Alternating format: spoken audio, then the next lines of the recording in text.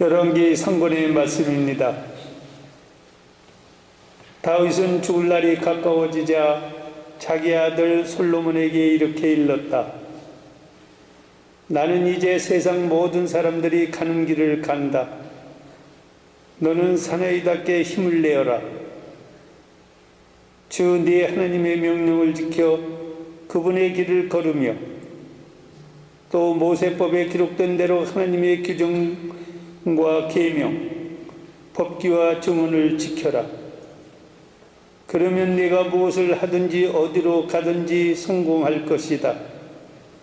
또한 주님께서 나에게 네 자손들이 제 길을 지켜 내 앞에서 마음과 정성을 다하여 성실히 걸으면 네 자손 가운데서 이스라엘의 왕자에 오를 사람이 끊어지지 않을 것이다 하신 당신 약속을 그대로 이루어 주실 것이다.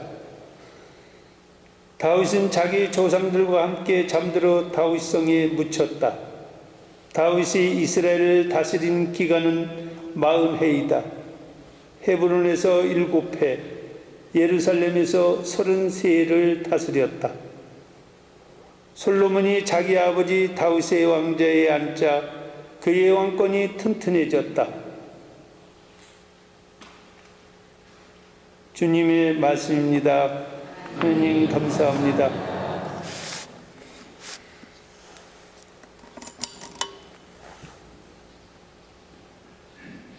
주님, 당신은 만물을 다스리시나이다.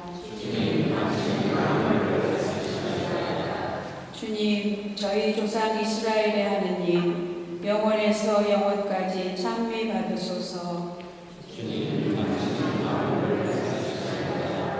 주님, 위대함과 권능과 영화가 영예와 위엄이 당신의 것이옵니다. 하늘과 땅의 모든 것이 당신의 것이옵니다. 주님, 나라도 당신의 것이옵니다. 당신은 온 세상의 으뜸, 그 위에 드높이 계시나이다. 부귀와 영광이 당신에게서 나오나이다. 당신은 만물을 다스리시나이다. 권능과 권세가 당신께 있으니 당신 손을 통하여 모든 이가 힘과 영예를 얻나이다. 알렐루야. 하느님 나라가 가까이 왔다. 회개하고 복음을 믿어라.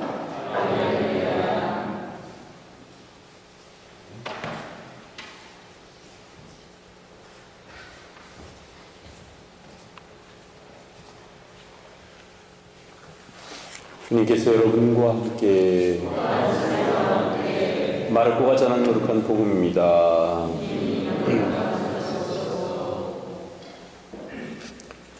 그때 예수님께서 12제자를 부르시어 더러운 영들에 대한 권한을 주시고 둘씩 짝지어 파견하기 시작하셨다.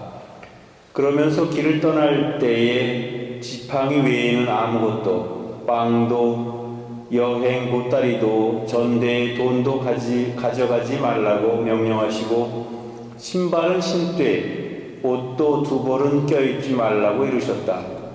그리고 그들에게 말씀하셨다. 어디에서나 어떤 집에 들어가든지 그 고장을 떠날 때까지 그 집에 머물러라. 또한 어느 곳이든 너희를 받아들이지 않고 너희 말도 듣지 않으면 그곳을 떠날 때 그들에게 보이는 증거로 너희 발밑에 먼지를 털어버려라. 그리하여 제자들은 떠나가서 회개하라고 선포하였다. 그리고 많은 마귀를 쫓아내고 많은 병자에게 기름을 부어 병을 고쳐 주었다.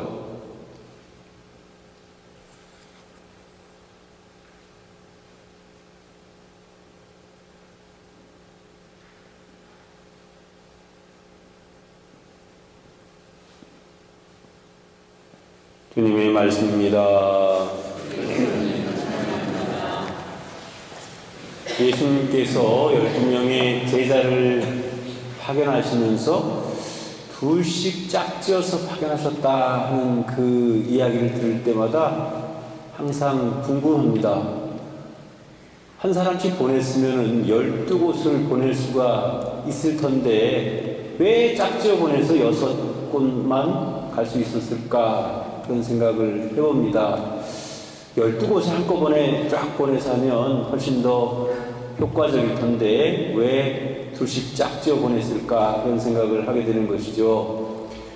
그런데 가만히 생각해 보면 사람은 굉장히 강한 것 같은데 또 한편으로 보면 사람만큼 연약한 존재도 없는 것 같아요. 강할 때는 엄청나게 강한 것 같은데 그러면서도 약할 때는 한없이 무너져 버리는 그런 것이 바로 사람의 특징이 아닐까 하는 생각이 드는데 적어도 둘씩 짝지어 보내면 서로가 의지가 돼서 이렇게 힘없이 무너져 내리려고 할 때에 항상 상대방이 내 의지가 되기도 하고 또 내가 상대방을 지켜야 한다는 책임감도 생기고 그래서 그렇게 하다 보면 역시 선교 여행에서 성공하기 위한 그런 하나의 조건이 아닐까 그런 생각을 해봅니다. 책 중에는 사제는 사제를 필요로 한다 하는 그런 책이 있습니다. 실제로 많은 교우들이 본당 신부를 존경하고 기도해주고 도와주고 여러 가지로 그렇게 하지만 또 어떤 면에서는 서로 도와줄 수 없는 그런 부분들도 있기 마련이죠. 그럴 때에는 사제가 사제를 도와줄 수 있는 그런 계기가 되는 그런 때가 있습니다. 그래서 사실 우리는 각자가 다 혼자인 것 같고 각자가 다 홀로인 것 같지만 또 한편으로 보면 서로가 서로를 도와주고 혹은 서로가 서로에게 의지하는 그런 관계로서 살아가는 것은 아닐까 하는 생각을 해봅니다. 부부관계도 마찬가지인 것 같습니다. 젊었을 때는 서로 죽고 못 살아서 그렇게 살지만 결혼 그런 연령이랄까 결혼 기한이 많아지면 많아질수록 이제는 그냥 우정으로서 혹은 의리로서 혹은 뭐 미운정 고운정으로서 이렇게 해서 드디어 동반자로서 함께 의지하고 함께 격려해주고 힘이 들 때는 뒤에서 좀 밀어주고 그런 관계로서 살아나가게 되는 것은 아닐까 하는 생각을 해봅니다. 그래서 하나가 아니고 둘이라는 사실 그 속에는 참으로 깊은 뜻이 담겨져 있는 것 같습니다. 그래서 부부도 둘이 뭐 때로는 의견이 안 맞아서 수없이 많이 이렇게 다툼도 하고 싸움도 하지만 그런 모든 것들에도 불구하고 그래도 함께 살아가는 데에서 힘을 얻고 또 그로 인해서 서로가 세상 마치는 그날까지 하나의 동반자로서 함께 살아갈 수 있는 힘이 거기에서 나오는 것은 아닐까 하는 생각이 듭니다. 그리고 예수님께서 지시하신 두 번째의 것은 길을 떠날 때에는 지팡이 외에는 아무것도 가지고 가지 말라고 하십니다. 그러나 신발은 신되 옷도 두 벌 옷을 깨우지 말라고 이러셨다 그랬습니다.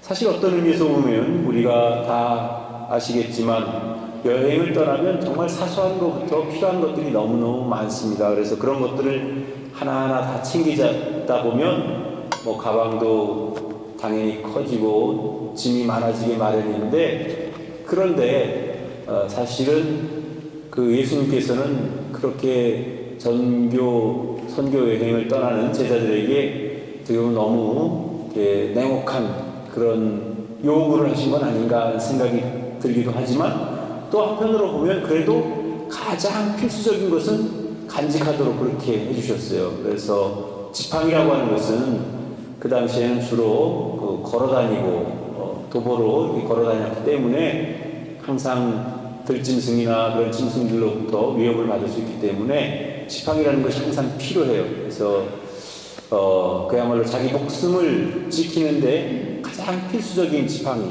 그 지팡이는 가져가라고 했어요. 그리고 그 당시에 그 도로 사정이 우리처럼 잘 나있는 도로가 아니고 사막은 사막인데도 돌투성이 사막을 걸어가야 하는 사람에게 신발이라고 하는 것은 너무나 필수적인 것이죠. 그래서 신발은 신어도 된다 이렇게 요구를 하셨습니다. 그러니까 예수님께서도 그냥 우리의 사정을 전혀 모르고 그냥 당신께서 원하시는 대로만 요구하시는 분이 아니고 적어도 우리에게 꼭 필요한 것은 언제나 늘 우리가 간직할 수 있도록 그렇게 우리에게 배려해 주시는 그런 분이시라는 겁니다.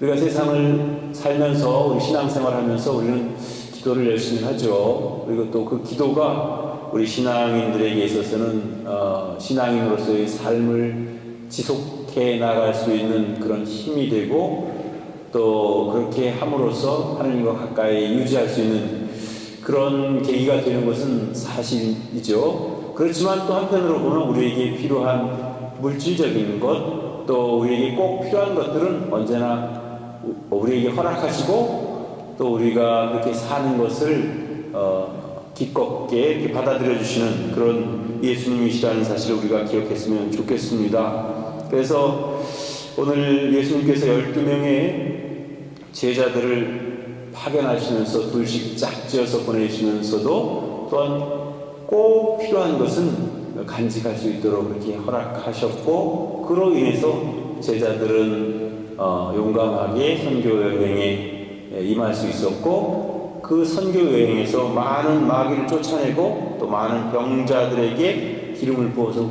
병을 고쳐 주었다라는 그런 결과를 우리에게 가져다 주는 것을 우리가 복음을 통해서 알 수가 있습니다. 그래서 우리 신앙인들도 언제나 늘 주님께서 우리에게 요구하시는 그런 것들 잘 지키고 또 예수님께서는 절대로 우리에게 무리한 요구를 하지 않으신다는 것, 우리가 지킬 수 있고 이겨낼 수 있고 그것을 간직할 수 있는 그런 지켜낼 수 있는 그런 부분들만 우리에게 요구하신다는 사실을 기억했으면 좋겠습니다. 그래서 때때로 살면서 나만 왜 이렇게 힘든 짐을 지어야 하는가, 왜 그것을 내가 해야 되는가 라는 그런 스스로의 볼멘소리, 그런 불만이 스스로 안에서 터져 나오거든 그것은 나의 어떻게 보면 호강이 겨운 이야기다 이렇게 생각하면 좋을 것 같습니다. 왜냐하면 이미 하느님께서는 우리에게 무엇이 필요한지를 잘 알고 계시고 또 그 필요한 것은 언제든지 우리에게 배려해 주시고 또 우리가 그 필요한 것을 간직할 수 있도록 이렇게 이끌어 주시는 그런 분이시라는 사실을 우리가 꼭 기억했으면 좋겠습니다. 그래서 우리가 물론 모두가 다 이미 성인 성녀 품에 오른 그런 사람들처럼 살 수는 없지만 그래도 하느님께서 마련해 주신 많은 것들에 대해서 감사하고 고맙게 생각하면서 우리에게 주어지는 하루하루의 삶을 보다 기쁘고 또 즐거운 마음으로 살아갈 수 있었으면 좋겠습니다.